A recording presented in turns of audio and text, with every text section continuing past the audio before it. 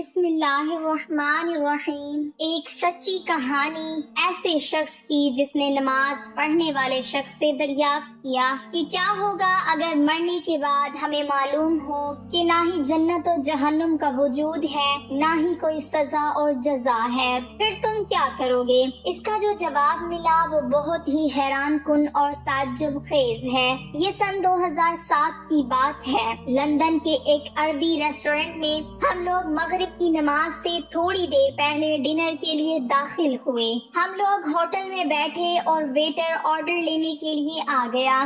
میں نے مہمانوں سے چند منٹ کے لیے اجازت طلب کی اور پھر واپس آ گیا۔ اتنے میں مہمانوں میں سے ایک شخص نے سوال کیا، ڈاکٹر صاحب آپ کہاں گئے تھے؟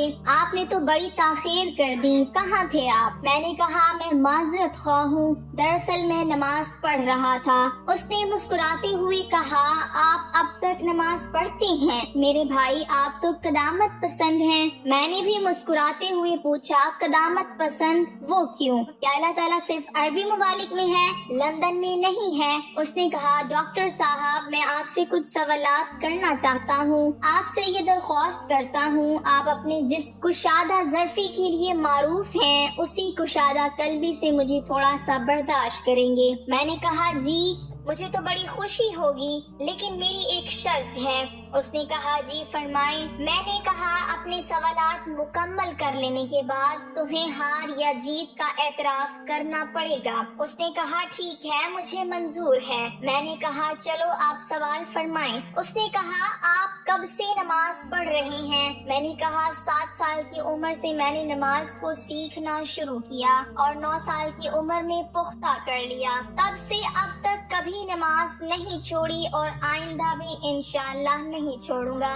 اس نے کہا ٹھیک ہے، مرنے کی بات اگر آپ کو یہ معلوم ہو کہ نہ جنت و جہنم کا وجود ہے، نہ ہی کوئی سزا اور جزا ہے، پھر آپ کیا کرو گے؟ میں نے کہا تم سے کیے گئے عہد کے مطابق پوری کشادہ قلبی سے تمہارے سوالات کا آخر تک جواب دوں گا۔ فرض کریں نہ ہی جنت و جہنم کا وجود ہوگا، نہ ہی کوئی جزا اور سزا ہوگی، تو میں ہرگز ہی کچھ نہ کروں گا، اس لیے کہ دراصل میرا معاملہ ہی ایسا ہے جیسا کہ حضرت علی بن ابو طالب رضی اللہ تعالی عنہ نے کہا تھا، الہی میں نے تیرے عذاب کے خوف اور جنت کی آرزو میں تیری عبادت نہیں کی، بلکہ میں نے اس لیے تیری عبادت کی ہے کیونکہ تو عبادت کے لائق ہے۔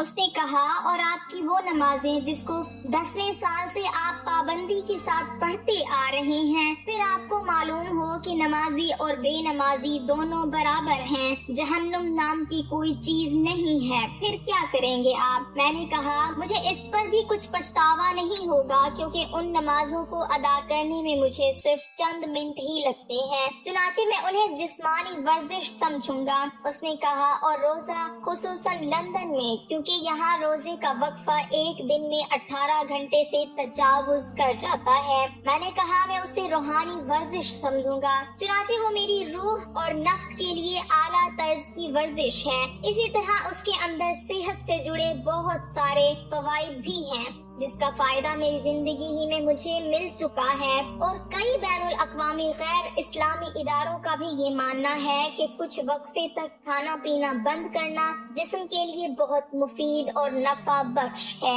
اس نے کہا آپ نے کبھی شراب پی ہے؟ میں نے کہا میں نے اس کو کبھی ہاتھ تک نہیں لگایا۔ اس نے تعجب سے کہا کبھی نہیں؟ میں نے کہا کبھی نہیں۔ اس نے کہا اس زندگی میں اپنے آپ کو شراب نوشی کی لذت اور اس کے خمار کے سرور سے محرومی کے بارے میں کیا کہیں گے اگر آپ کے لیے وہی ظاہر ہو جو میں نے فرض کیا ہے؟ میں نے کہا شراب کے اندر نفع سے زیادہ نقصان ہے، اور میں سمجھوں گا کہ میں نے اپنے آپ کو اس نقصان دہ چیز سے بچا لیا ہے اور اپنے نفس کو اس سے دور رکھا ہے۔ چنانچہ کتنے ہی لوگ ایسے ہیں جو شراب کی وجہ سے بیمار ہو گئے، اور کتنے ہی لوگ ایسے ہیں جنہوں نے شراب کی وجہ سے اپنا گھر بار مال و اسباب سب تباہ و برباد کر لیے ہیں۔ اسی طرح غیر اسلامی اداروں کی عالمی رپورٹ کو دیکھنے سے بھی یہ پتہ چلتا ہے کہ وہ بھی شراب کے اثرات اور اس کو لگاتار پینے کے انجام سے متنبی کرتی ہے۔ اس نے کہا حج اور عمرے کا سفر جب موت کے بعد آپ کو معلوم ہوگا کہ اس طرح کی کوئی چیز نہیں ہے،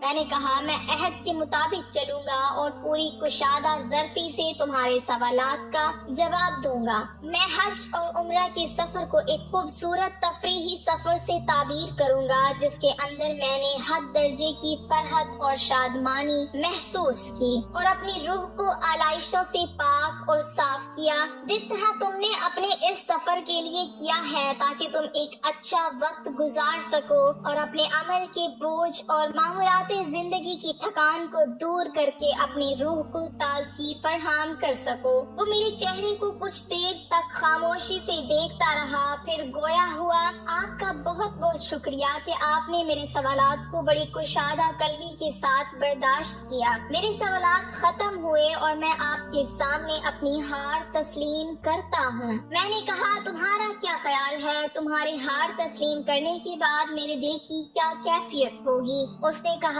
یقیناً آپ بہت خوش ہوں گے۔ میں نے کہا ہرگز نہیں، بلکہ اس کے بالکل الٹا، میں بہت دکھی ہوں۔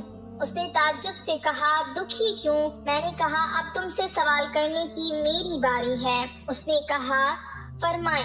میں نے کہا تمہاری طرح میرے پاس ڈھیر سارے سوالات نہیں ہیں، صرف ایک ہی سوال ہے، وہ بھی بہت سادہ اور آسان۔ اس نے کہا وہ کیا؟ میں نے کہا میں نے تمہارے سامنے واضح کر دیا ہے کہ میں تمہارے مفروضے کے واقع ہونے کے بعد بھی میں کسی طرح کے گھاٹے میں نہیں ہوں اور نہ ہی اس میں میرا کسی قسم کا نقصان ہے، لیکن میرا وہ ایک آسان سوال یہ ہے کہ تمہارا اس وقت کیا ہوگا اگر حالات تمہارے مفروضے کے برعکس ظاہر ہوئے، یعنی موت کی بات تمہیں معلوم ہو کہ اللہ تعالیٰ بھی موجود ہے، جنت اور جہنم بھی موجود ہے، سزا اور جزا بھی ہے، اور قرآن پاک کے اندر بیان کیے گئے سارے مشاہد و مناظر بھی ہیں، پھر تم اس وقت کیا کرو گے؟ وہ میری آنکھوں میں آنکھیں ڈال کر خاموشی کے ساتھ دیر تک مجھے دیکھتا رہا، اور پھر ویٹر نے ہماری میز پر کھانا رکھتے ہوئے ہماری خاموشی کو توڑا۔ میں نے اس سے کہا مجھے ابھی جواب نہیں چاہیے، کھانا حاضر ہے، ہم کھانا کھائیں، اور جب تمہارا جواب تیار ہو جائے گا تو برائے مہربانی مجھے خبر کر دینا۔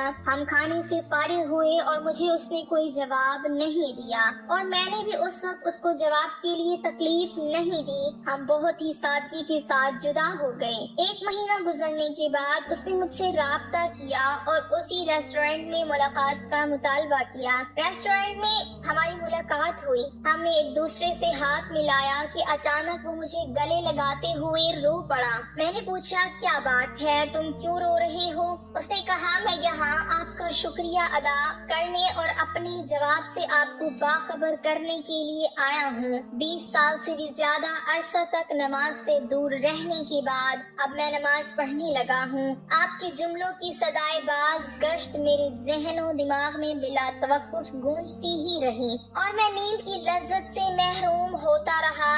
آپ نے میرے دل و دماغ اور جسم میں آتش فشاں چھوڑ دیا تھا اور وہ میرے اندر اثر کر گیا۔ مجھے احساس ہونے لگا کہ جیسے میں کوئی اور انسان ہوں اور ایک نئی روح میرے جسم کے اندر حرکت کر رہی ہے۔ ایک بے بس مثال قلبی سکون بھی محسوس کر رہا ہوں۔ میں نے کہا ہو سکتا ہے جب تمہاری بصارت نے تمہارا ساتھ چھوڑ دیا ہو تب ان جملوں نے تمہاری بصیرت کو بیدار کر دیا ہو۔ اس نے کہا بالکل ایسا ہی ہے، یقیناً جب میری بصارت نے میرا ساتھ چھوڑ دیا تو ان جملوں نے میری بصیرت کو بیدار کر دیا۔